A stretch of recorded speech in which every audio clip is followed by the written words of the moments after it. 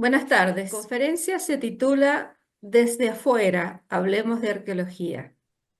En principio, deseo agradecer a las autoridades del Centro de Investigaciones Precolombinas y a la comisión organizadora de este nuevo coloquio la invitación que gentilmente me cursaran para dictar una conferencia.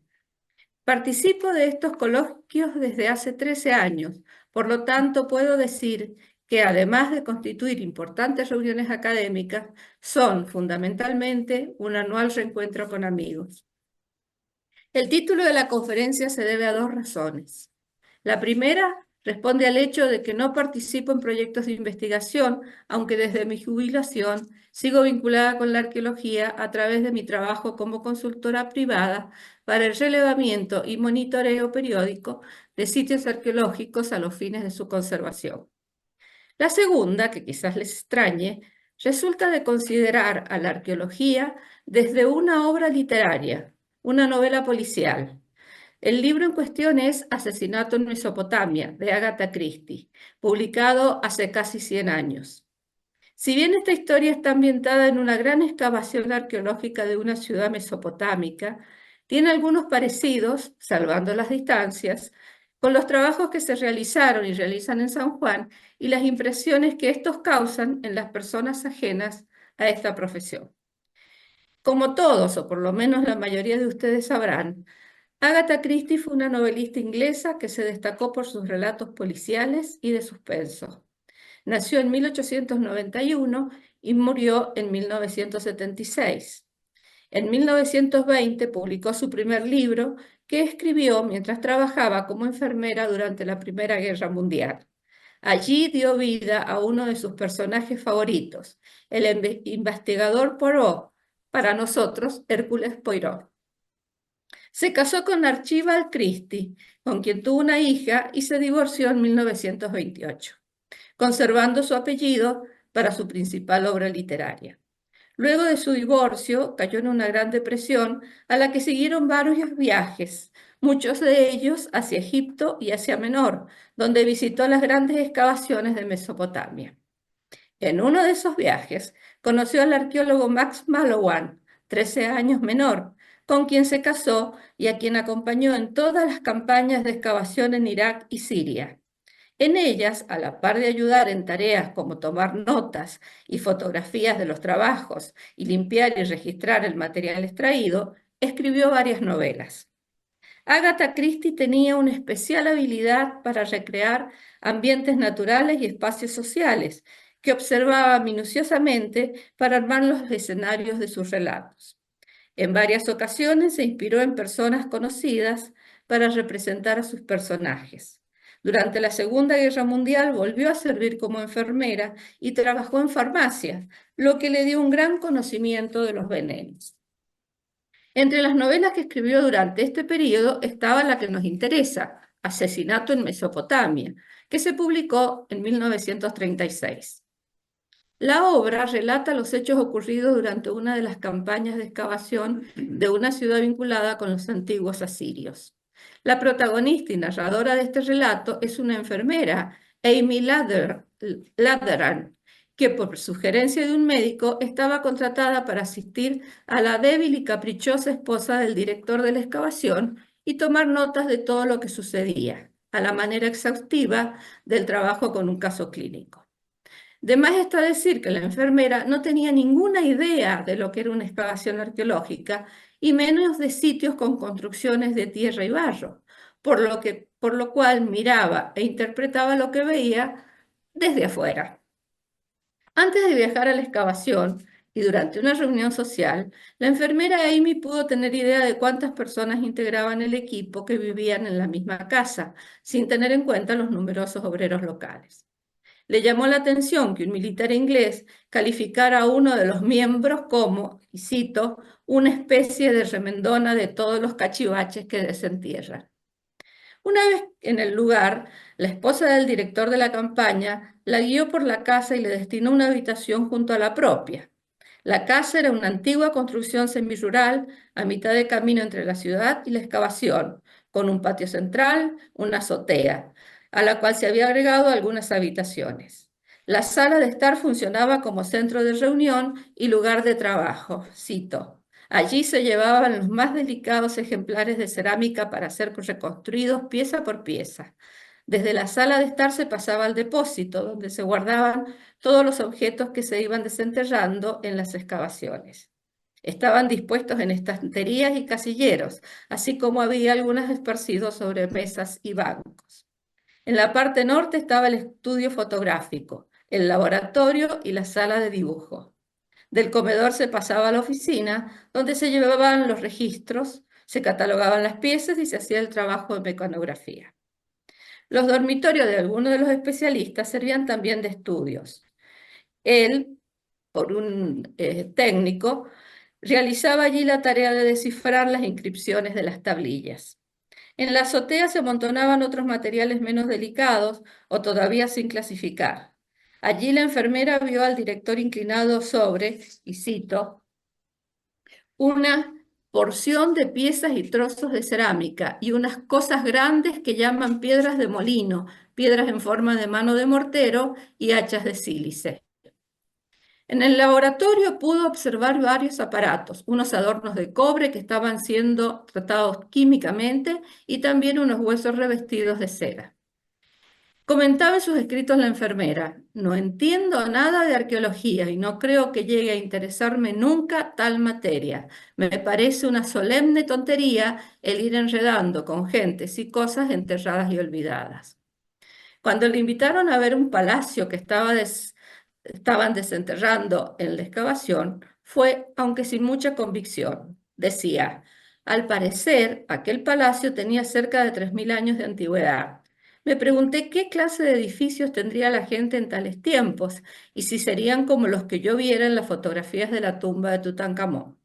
Pero, créase o no, allí no había más que barro seco, polvorientas paredes de adobes de unos 70 centímetros de alto y nada más. Me llevaron de aquí para allá contándome cosas. Aquello era un gran atrio y allí estuvieron situados varios aposentos, un piso superior y otras habitaciones que daban al patio central. Y yo pensaba, ¿cómo lo sabrá? Aunque fui lo bastante discreta para no preguntárselo. Puedo asegurar que me llevé una desilusión. Aquellas excavaciones no contenían más que barro. A ella, del paseo, solo le interesaron las tablillas de barro con escritura, sobre todo las escolares, que tenían una cara escrita con las preguntas del maestro y la otra con las respuestas de los alumnos. Escribió, he de confesar que me interesaron dichas tablillas, pues tenían un profundo sentido humano. Luego le mostraron la tumba de un niño que justamente acababa de ser descubierta. Era una cosa patética, escribía. Aquellos huesos de reducido tamaño, un par de cacharros y unas pequeñas motitas que, según dijeron, eran cuentas de un collar. Posteriormente le señalaron algunas de las cosas que se guardaban en el depósito. Cito. Había en él gran variedad de cosas esparcidas, la mayoría de las cuales, según me pareció, eran cacharros rotos, y también otros que habían sido reconstruidos pegando sus diferentes fragmentos. Pensé que todos aquellos trastos hubieran estado mejor en el cubo de la basura. Preguntó si valía la pena guardarlos y le contestaron que algunos de los que veía son los objetos más antiguos que tenemos, tal vez de hace 7000 años. Le explicaron que algunos de ellos se podían encontrar en las partes más profundas de la excavación y que millares se habían roto y habían sido reparados con brea. Nuevamente a la enfermera le llamó la atención el sentido humano que esto representaba, demostrando, según decía, que aún entonces la gente tenía el mismo apego a sus cosas que en la actualidad.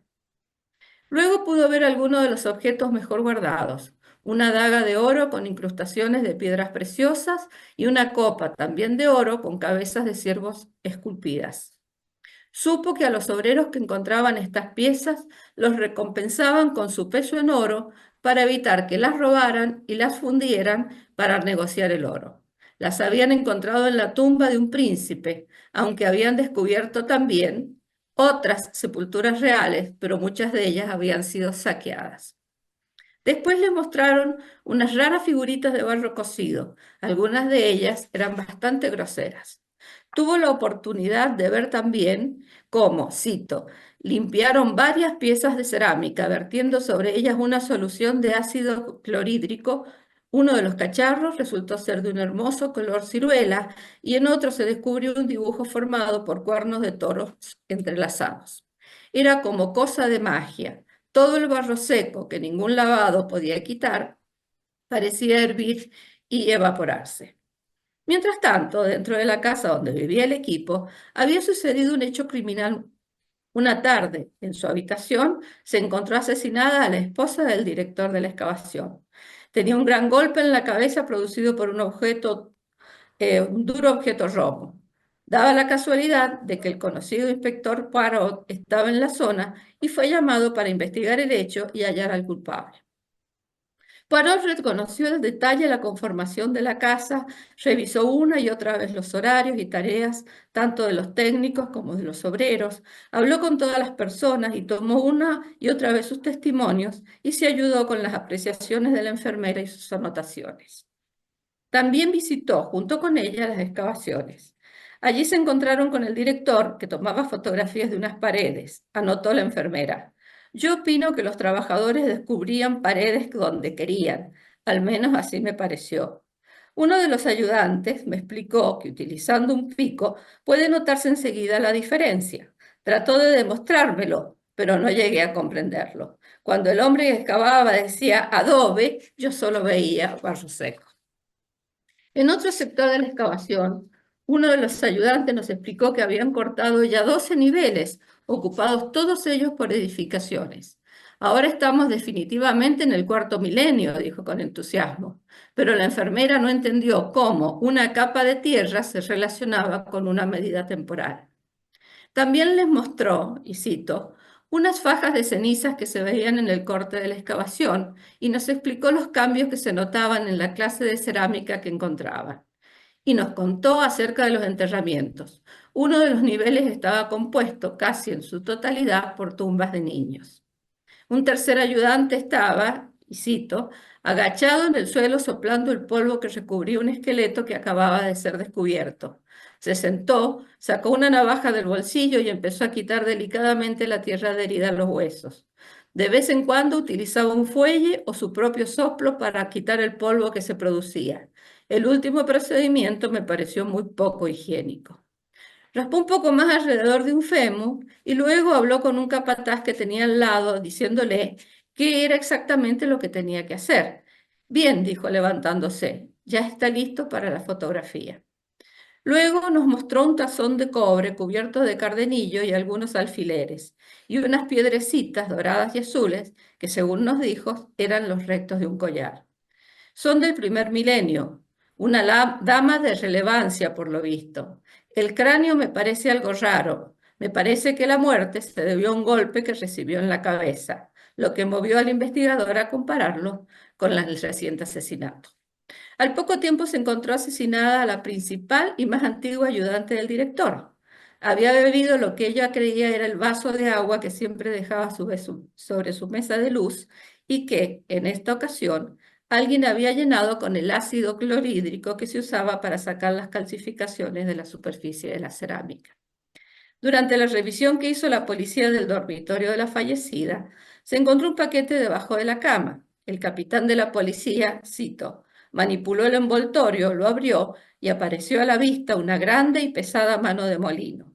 No tenía en sí nada de particular, pues en el curso de las excavaciones se habían encontrado más de una docena de ellas. Pero lo que atrajo nuestra atención sobre aquel ejemplar fue una mancha oscura y fragmento de algo que parecía cabello humano. Luego dijo, no creo equivocarme si aseguro que con esta piedra se asesinó a la esposa del director. Con el correr de las investigaciones pudo Poirot asegurar que la segunda muerte había tenido el objetivo de sugerir un suicidio por culpabilidad, mientras que se descubrió que los pocos objetos especialmente valiosos que se guardaban con más seguridad eran imitaciones que realizaba un ladrón conocido que en la campaña se había hecho pasar por experto. Escribió la enfermera. Siempre hay coleccionistas dispuestos a pagar buenos precios por objetos legítimos sin hacer preguntas embarazosas.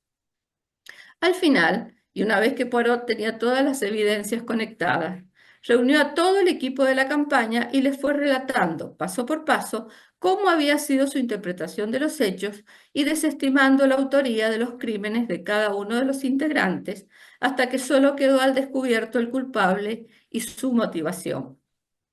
Este ya se mostraba apesadumbrado y confesó. Luego solo dijo: hubiera sido usted un buen arqueólogo, señor Poirot. Posee el don de saber reconstruir el pasado. Si bien este paseo por la arqueología ha sido anecdótico, no debería finalizar en una reunión científica sin una conclusión profunda.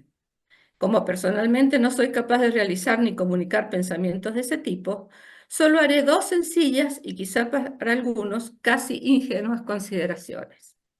En primer lugar, puede apreciarse que no hay diferencias entre los hombres y que sus acciones de vida han sido y son equivalentes en cualquier época y espacio.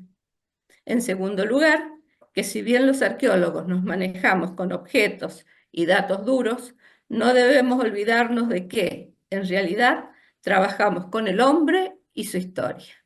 Nada más, muchas gracias.